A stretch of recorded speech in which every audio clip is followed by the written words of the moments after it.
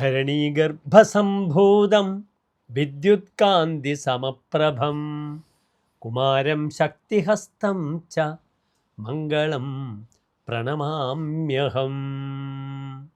കുമാരനും ശക്തി എന്ന ആയുധത്തെ കയ്യിലുള്ളവനുമായ ആ മംഗളനെ, ചൊവ്വയെ, സുബ്രഹ്മണ്യനെ, വേലി ആയുധമായിട്ടുള്ള ആ മുരുകനെ, സുബ്രഹ്മണ്യനെ ഞാൻ സ്മരിക്കുന്നു.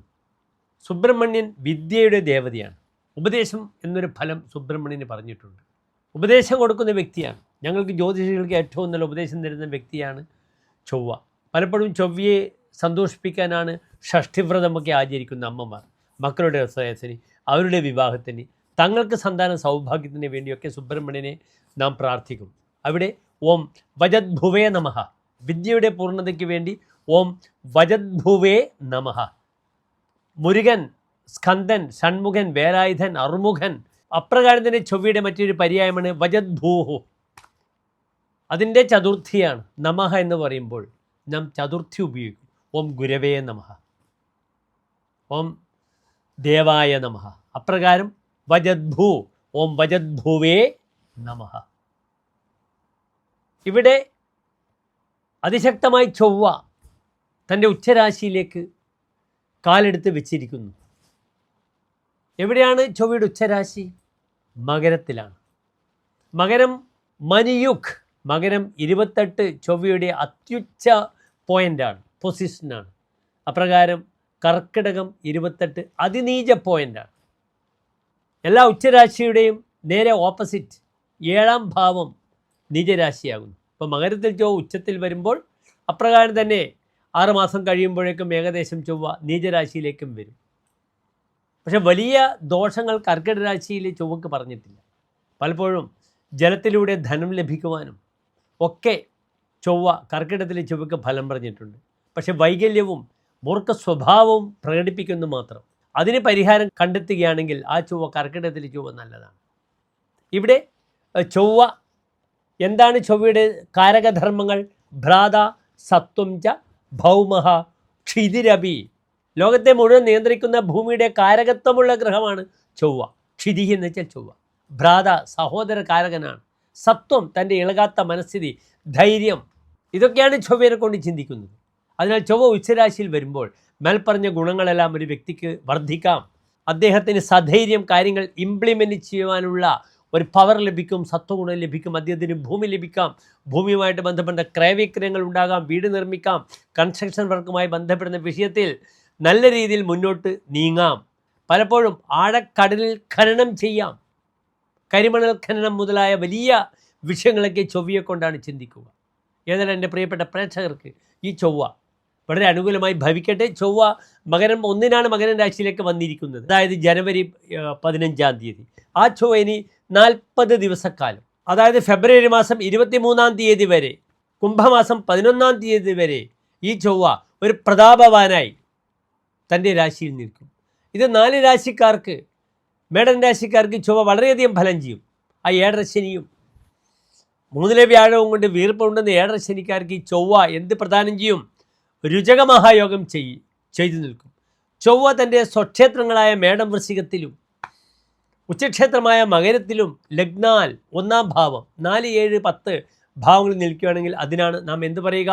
രുചക മഹായോഗം എന്ന് പറയുക. പഞ്ചമഹാ പുരുഷയോഗത്തിൽ അതിശക്തമാണ് ചൊവ്വ രുചക മഹായോഗം ചെയ്തു നിൽക്കുന്നത്.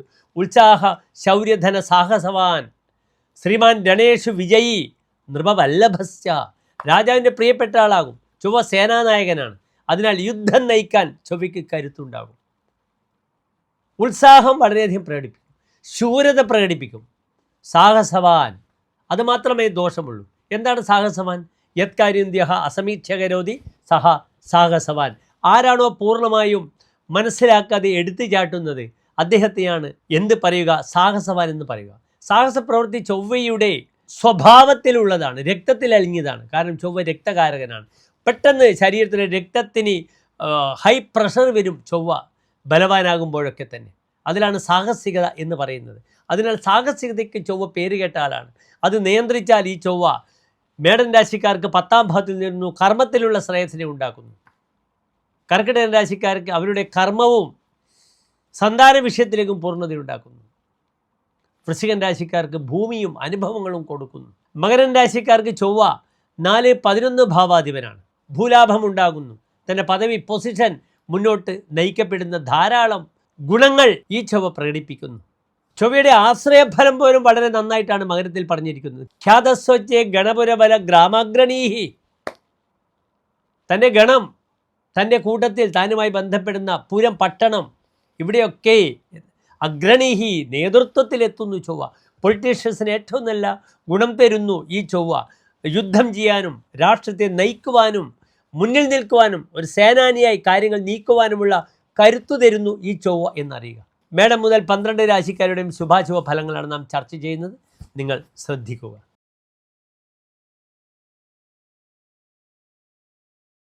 ഉത്തര നക്ഷത്രത്തിൻ്റെ അവസാനത്തെ 15 നാഴിക, അത്തം ചിത്ര നക്ഷത്രത്തിൻ്റെ ആദ്യത്തെ 45 നാഴിക വരുന്ന 2 നക്ഷത്ര സമൂഹം.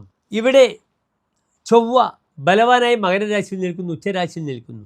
2 ഭാവങ്ങളുടെ അധിപനാണ് ചൊവ്വ. ഏതൊക്കെ ഭാവങ്ങളുടെ ആധിപത്യമാണ്?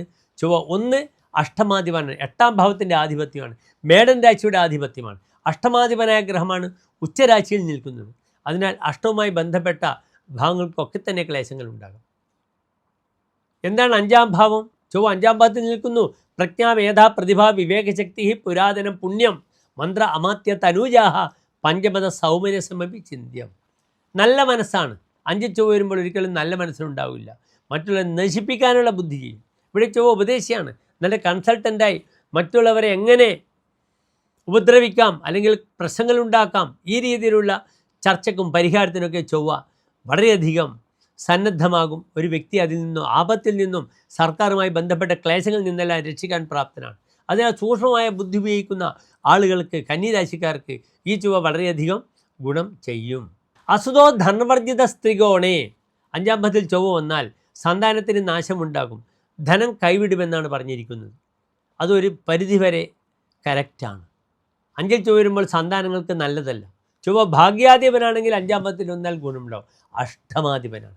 അതിന് സന്താന വിഷയത്തിൽ ഗർഭിണികൾക്ക് എവർഷൻ വരിക, ഗർഭധാരണം നടത്താത്ത ബുദ്ധിമുട്ടുകൾ വരിക, ഒരുപക്ഷെ പെട്ടെന്ന് പ്രസവസന്ധി BP വന്ന് 9 മാസവും ദിവസവും തികഞ്ഞ് പ്രസവിക്കേണ്ട സ്ത്രീ പെട്ടെന്ന് 6ാം മാസം 7ാം മാസത്ത് പെട്ടെന്ന് ഗർഭം പെട്ടെന്ന് റിലീസാവുക, കുട്ടിക്ക് ആരോഗ്യം കുറയുക, അതിൻ്റെ പേരിൽ വളരെ കാലം കഷ്ടപ്പെടുക, കുട്ടിയെ ആശുപത്രിയിൽ തന്നെ ഇൻക്യുബുലൻസ് കിടത്തേണ്ടുന്ന അവസ്ഥ വരിക നമ്മുടെ നാട്ടിൽ ധാരാളം സംഭവിക്കുന്നുണ്ട്. അങ്ങനെ ഇതൊക്കെ ചൊവ്വയുടെ ഒരു മാറ്റമാണ്.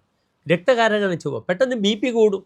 5ാം ഭാവത്തിൽ അഷ്ടമാധിപനെ ചൊവ്വ നിൽക്കുമ്പോൾ അത് ഉച്ചസ്ഥനാണ്, അങ്ങേയറ്റം ഫലം ചെയ്യും, മറ്റൊരു ഉപദേശിക്കാനും ഒക്കെ തന്നെ. പക്ഷെ തനിക്ക് ശാരീരികമായി വളരെയധികം ക്ലേശങ്ങൾ ഉദരസംബന്ധമായ വിഷയത്തിലുണ്ടാകും. കുജപഞ്ചമേ ജാഡരാഗ്നി ബലിയാണ്. 5ൽ ചൊവ്വ വന്നാൽ ജഡരാഗ്നി വളരെയധികം കൂടും. അതിനാൽ ഉദരസംബന്ധമായ രോഗം ശ്രദ്ധിക്കണം. അപ്പൻഡിക്സ്, അൾസർ മുതലായ രോഗങ്ങൾ ശ്രദ്ധിക്കണം. ചെവി സംബന്ധമായ ഇൻബാലൻസിൻ്റെ സമയവുമാണ്. ജാതം നിഹന്തി ഏകമേവ. 5ലെ ചൊവ്വ ഓരോ സന്താനത്തിനും ദോഷമാണ്. അതിനാൽ 11 വയസ്സിന് താഴെയുള്ള മക്കളുടെ പേരിൽ കർഗഹോമവും 11 മുകളിലുള്ള പേരിൽ മൃത്യുഞ്ജയ പുഷ്പാഞ്ജലിയും ചെയ്യണം. ഈ ഒരു 40 ദിവസക്കാലം ആര്? കന്യരാശിക്കാർ. തദാനി മനൽപാമരി കിൽബിഷേബി. പാവരതി, പാപവാസന വളരെയധികം കൂടും. മറ്റുള്ളവർക്ക് ദുർമന്ത്രങ്ങൾ ഉപദേശിച്ചു കൊടുക്കാം.